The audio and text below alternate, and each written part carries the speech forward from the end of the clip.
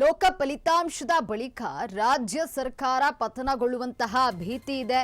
ಮಹಾರಾಷ್ಟ್ರ ಮಾದರಿ ಕರ್ನಾಟಕದಲ್ಲೂ ದಿಢೀರ್ ಬೆಳವಣಿಗೆ ಆಗಲಿದೆ. ಮಹಾರಾಷ್ಟ್ರ ಸಿಎಂ ಹೇಳಿಕೆಯ ಬೆನ್ನಲ್ಲೇ ಕಾಂಗ್ರೆಸ್ ಹೈಕಮಾಂಡ್ಗೆ ಎಚ್ಚೆತ್ತುಕೊಂಡಿದೆ. ಸರ್ಕಾರದ ಭದ್ರತೆಗೆ ಅಪಾಯ ಎದುರಾಗದಂತೆ ನಿಗಾ ವಹಿಸಲು ಸಂದೇಶವನ್ನ ನೀಡಲಾಗಿದೆ. ಮುಖ್ಯಮಂತ್ರಿ ಸಿದ್ದರಾಮಯ್ಯಗೆ ಕಾಂಗ್ರೆಸ್ ಹೈಕಮಾಂಡ್ ಸಂದೇಶ ನೀಡಿದ್ದು, ಹೈಕಮಾಂಡ್ ಸೂಚನೆಯ ಬೆನ್ನಲ್ಲೇ ಕಾರ್ಯೋನ್ಮುಖರಾಗಿರುವಂತದ್ದು ಸಿದ್ದರಾಮಯ್ಯನವರು. ಕಾಂಗ್ರೆಸ್ ಅಸಮಾಧಾನಿತ ಶಾಸಕರ ಓಲೈಕೆಗೆ ಮಾಸ್ಟರ್ ಪ್ಲಾನ್ ಅನ್ನ ರೂಪಿಸ್ತಾ ಇದ್ದು, ಲೋಕ ಫಲಿತಾಂಶದ ಬಳಿಕ ಅನುದಾನ ಬಿಡುಗಡೆ ಮಾಡಲು ಚಿಂತನೆ ಮಾಡಲಾಗಿದೆ. ವಿವಿಧ ಅಭಿವೃದ್ಧಿ ಕಾರ್ಯಗಳಿಗೆ ಅನುದಾನ ಬಿಡುಗಡೆಗೆ ಚಿಂತನೆ ಮಾಡಿದ್ದು, ಇದೇ ವೇಳೆ ಪಕ್ಷದಲ್ಲಿನ ಗುಂಪುಗಾರಿಕೆ ಮಟ್ಟ ಹಾಕಲು ಸಿದ್ಧತೆ ನಡೆಸಲಾಗಿದೆ. ಎಲ್ಲರನ್ನ ಕೂಡ ವಿಶ್ವಾಸಕ್ಕೆ ಪಡೆದು ಸರ್ಕಾರವನ್ನ ಸುಭದ್ರಗೊಳಿಸಲು ರೂಪುರೇಷೆ ನಡೀತಾ ಇದ್ದು, ಬಿಜೆಪಿ ರಣತಂತ್ರಕ್ಕೆ ಪ್ರತಿತಂತ್ರವನ್ನ ರೂಪಿಸಲು ಕಾಂಗ್ರೆಸ್ ಪಡೆ ಈಗ ಮುಂದಾಗಿದೆ. ಲೋಕ ಫಲಿತಾಂಶದ ಬಳಿಕ ರಾಜ್ಯ ಸರ್ಕಾರ ಪತನಗೊಳ್ಳುವಂತಹ ಭೀತಿ ಇದ್ದು, ಮಹಾರಾಷ್ಟ್ರ ಮಾದರಿ ಕರ್ನಾಟಕದಲ್ಲೂ ದಿಢೀರ್ ಬೆಳವಣಿಗೆ ಆಗಲಿದೆ. ಮಹಾರಾಷ್ಟ್ರ ಸಿಎಂ ಹೇಳಿಕೆಯ ಬೆನ್ನಲ್ಲೇ ಕಾಂಗ್ರೆಸ್ ಹೈಕಮಾಂಡ್ ಈಗ ಎಚ್ಚೆತ್ತುಕೊಂಡಿದೆ. ಸರ್ಕಾರದ ಭದ್ರತೆಗೆ ಅಪಾಯ ಎದುರಾಗದಂತೆ ನಿಗಾ ವಹಿಸಲು ಸಂದೇಶ ನೀಡಲಾಗಿದ್ದು, ಮುಖ್ಯಮಂತ್ರಿ ಸಿದ್ದರಾಮಯ್ಯಗೆ ಕಾಂಗ್ರೆಸ್ ಹೈಕಮಾಂಡ್ ಸಂದೇಶವನ್ನ ನೀಡಿದೆ. ಹೈಕಮಾಂಡ್ ಸೂಚನೆಯ ಬೆನ್ನಲ್ಲೇ ಸಿದ್ದರಾಮಯ್ಯನವರು ಕಾರ್ಯೋನ್ಮುಖರಾಗಿದ್ದು, ಕಾಂಗ್ರೆಸ್ ಅಸಮಾಧಾನಿತ ಶಾಸಕರ ಓಲೈಕೆಗೆ ಮಾಸ್ಟರ್ ಪ್ಲಾನ್ ಅನ್ನು ರೂಪಿಸಲಾಗಿದೆ. ನಿಮಗೆ ಹೆಚ್ಚಿನ ಮಾಹಿತಿ ನೀಡಲು ನಮ್ಮ ಪ್ರತಿನಿಧಿ ರಂಗಸ್ವಾಮಿ ಡೆಸ್ಕ್ನ ನೇರ ಸಂಪರ್ಕದಲ್ಲಿದ್ದಾರೆ. ರಂಗಸ್ವಾಮಿ, ಏನು ಲೋಕ ಫಲಿತಾಂಶದ ಬಳಿಕ ರಾಜ್ಯ ಸರ್ಕಾರ ಪತನಗೊಳ್ಳುವಂತಹ ಭೀತಿ ಈಗ ಎದುರಾಗಿದೆ. ಮಹಾರಾಷ್ಟ್ರ ಮಾದರಿಯಲ್ಲಿ ಕರ್ನಾಟಕದಲ್ಲೂ ಕೂಡ ದಿಢೀರ್ ಬೆಳವಣಿಗೆ ಆಗಲಿದೆ ಅನ್ನುವಂತಹ ವಿಚಾರವಾಗಿ ಈಗ ಏನು ಕಾಂಗ್ರೆಸ್ ಹೈಕಮಾಂಡ್ ಎಚ್ಚರಿಕೆಯನ್ನ ನೀಡಿರುವಂತದ್ದು. ಈ ಬಗ್ಗೆ ಹೆಚ್ಚಿನ ಮಾಹಿತಿ ಏನಿದೆ? ಲಕ್ಷ್ಮಿ, ಈಗ ಲೋಕಸಭಾ ಚುನಾವಣೆ ಮುಗಿತಾ ಇದ್ದಂತೆ ಫಲಿತಾಂಶ ಹೊರಬಿದ್ದ ನಂತರ ಒಂದು ಕರ್ನಾಟಕದಲ್ಲಿಯೂ ಕೂಡ ಮಹಾರಾಷ್ಟ್ರ ಮಾದರಿಯಲ್ಲೇ ಒಂದು ಸರ್ಕಾರ ಒಂದು ಪತನಗೊಳ್ಳುತ್ತೆ ಅನ್ನೋ ಒಂದು ಭೀತಿಯನ್ನು ಈಗ ರಾಜ್ಯ ಸರ್ಕಾರ ಎದುರಿಸ್ತಾ ಇದೆ. ಯಾಕೆಂದರೆ ಮಹಾರಾಷ್ಟ್ರದಲ್ಲಿ ಈ ಹಿಂದೆ ಶಿವಸೇನೆ, NCP ಮತ್ತು ಕಾಂಗ್ರೆಸ್ ಪಕ್ಷ ಸೇರಿಕೊಂಡು ಸರ್ಕಾರವನ್ನು ರಚನೆ ಮಾಡ್ತಾ ಇದ್ದೋ. ಆದರೆ ಬದಲಾದ ರಾಜಕೀಯ ಪರಿಸ್ಥಿತಿನಲ್ಲಿ ಅಲ್ಲಿ ಶಿವಸೇನೆ ಇಬ್ಬಾಗ ಆಯಿತು. ಅದೇ ರೀತಿ NCP ಕೂಡ ಇಬ್ಬಾಗ ಆಗಿ ಅಲ್ಲಿ BJP ಜೊತೆ ಕೈ ಜೋಡಿಸಿ ಅಲ್ಲಿ ಮೂರು ಪಕ್ಷಗಳ ಸರ್ಕಾರ ಅಸ್ತಿತ್ವದಲ್ಲಿದೆ. ಆ ಒಂದು ಹಿನ್ನೆಲೆಯಲ್ಲಿ ಈಗ ಕರ್ನಾಟಕದಲ್ಲಿಯೂ ಕೂಡ ಅದೇ ಮಾದರಿಯಲ್ಲಿ ಕ್ಷಿಪ್ರ ರಾಜಕೀಯ ಬೆಳವಣಿಗೆಗಳು ಒಂದು ಲೋಕಸಭಾ ಚುನಾವಣೆಯ ಫಲಿತಾಂಶದ ನಂತರ ಘಟಿಸ್ತವೆ ಅಂತ ಮಹಾರಾಷ್ಟ್ರದ ಮುಖ್ಯಮಂತ್ರಿ ಆಗಿರುವಂತಹ ಏಕನಾಥ್ ಶಿಂದೆ ಅವರು ನೀಡಿರುವಂತಹ ಹೇಳಿಕೆಯೇ ಈಗ ಕಾಂಗ್ರೆಸ್ ಪಕ್ಷಕ್ಕೆ ಒಂದು ದಿಗಿಲಿಗೆ ಬೀಳುವಂತೆ ಮಾಡಿದೆ ಅಂತ ಹೇಳ್ಬೋದು.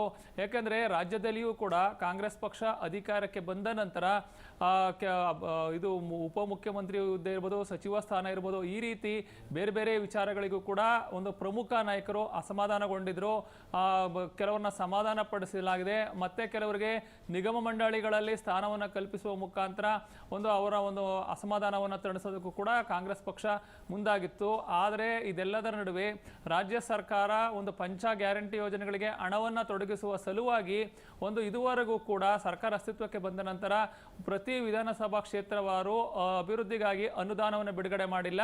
ಇದೇ ಶಾಸಕರಿಗೆ ಸಾಕಷ್ಟು ಒಂದು ರೀತಿ ಬೇಸರಗೊಳ್ಳೋದಕ್ಕೆ ಕಾರಣ ಅಂತ ಹೇಳ್ಬೋದು. ಯಾಕಂದ್ರೆ ನಾವು ಶಾಸಕರಾಗಿ 1 ವರ್ಷ ಆದರೂ ಕೂಡ ತಮ್ಮ ಕ್ಷೇತ್ರದಲ್ಲಿ ಯಾವುದೇ ಅಭಿವೃದ್ಧಿ ಕಾರ್ಯಗಳನ್ನ ಕೈಗೆತ್ತಿಕೊಳ್ಳೋದಕ್ಕೆ ಸರ್ಕಾರ ಅನುದಾನವನ್ನು ನೀಡ್ತಾನೆ ಅನ್ನೋ ಒಂದು ಅಸಮಾಧಾನ ದೊಡ್ಡ ಮಟ್ಟದಲ್ಲಿ ಹೊಗೆ ಆಡ್ತಾ ಇದೆ.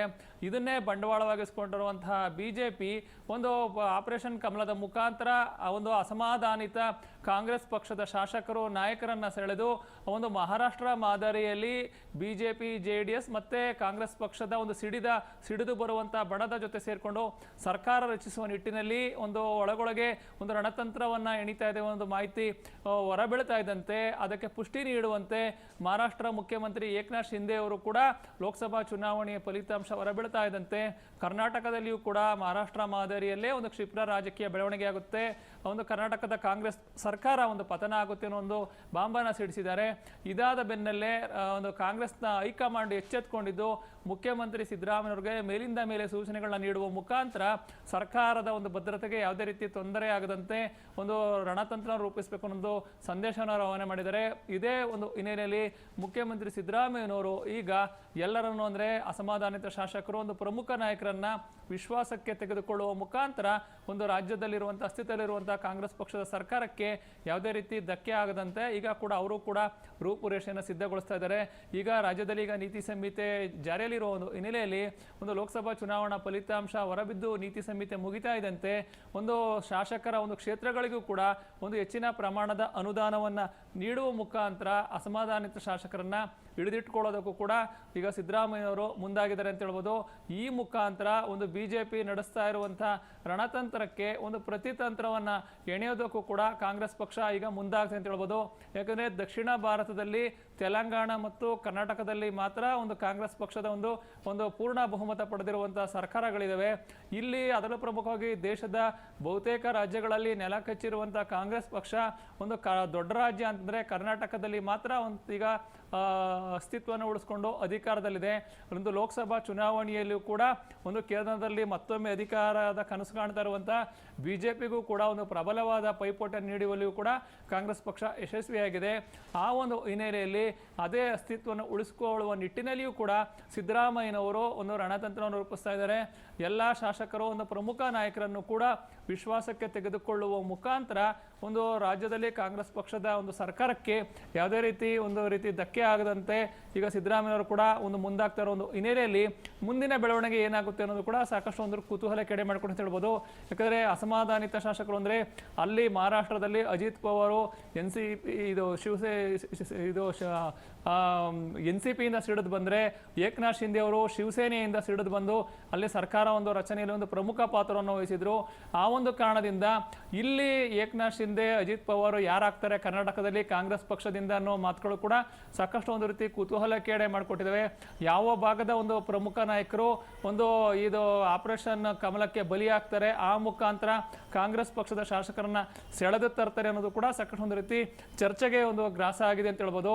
ಈ ಒಂದು ಎಲ್ಲ ಬೆಳವಣಿಗೆಗಳಿಂದ ಎಚ್ಚೆತ್ತುಕೊಂಡಿರುವಂತಹ ಒಂದು ಕಾಂಗ್ರೆಸ್ ಪಕ್ಷದ ಹೈಕಮಾಂಡ್ ಕರ್ನಾಟಕದಲ್ಲಿರುವಂತಹ ತನ್ನ ಒಂದು ಪೂರ್ಣ ಪ್ರಮಾಣದ ಸರ್ಕಾರವನ್ನ ಉಳಿಸ್ಕೊಳ್ಬೇಕು ಅನ್ನೋ ನಿಟ್ಟಿನಲ್ಲಿ ಒಂದು ರಣತಂತ್ರ ರೂಪಿಸ್ತಾ ಇದ್ದು, ಇದಕ್ಕೆ ಸಿದ್ದರಾಮಯ್ಯನವರು ಕೂಡ ಇದೀಗ ಎಲ್ಲರನ್ನೂ ವಿಶ್ವಾಸಕ್ಕೆ ತೆಗೆದುಕೊಂಡು ಸರ್ಕಾರನ ಉಳಿಸ್ಕೊಳ್ಳುವ ನಿಟ್ಟಿನಲ್ಲಿ ಕೂಡ ಸಾಕ್ತಾ ಇರೋ ಒಂದು ಹಿನ್ನೆಲೆಯಲ್ಲಿ ಈಗ ಲೋಕಸಭಾ ಚುನಾವಣೆ ಫಲಿತಾಂಶ ಹೊರಬಿದ್ದ ನಂತರ ಒಂದು ರಾಜ್ಯದ ರಾಜಕೀಯ ಬೆಳವಣಿಗೆಗಳು ಏನಾಗ್ಬೋದು ಅನ್ನೋದು ಕೂಡ ಸಾಕಷ್ಟು ಒಂದು ರೀತಿ ಕುತೂಹಲಕ್ಕೆ ಎಡೆ ಮಾಡಿಕೊಟ್ಟಿದೆ ಅಂತಾನೆ ಹೇಳ್ಬೋದು. ಲಕ್ಷ್ಮಿ, ಧನ್ಯವಾದ ರಂಗಸ್ವಾಮಿ ನಿಮ್ಮೆಲ್ಲ ಮಾಹಿತಿಗಾಗಿ.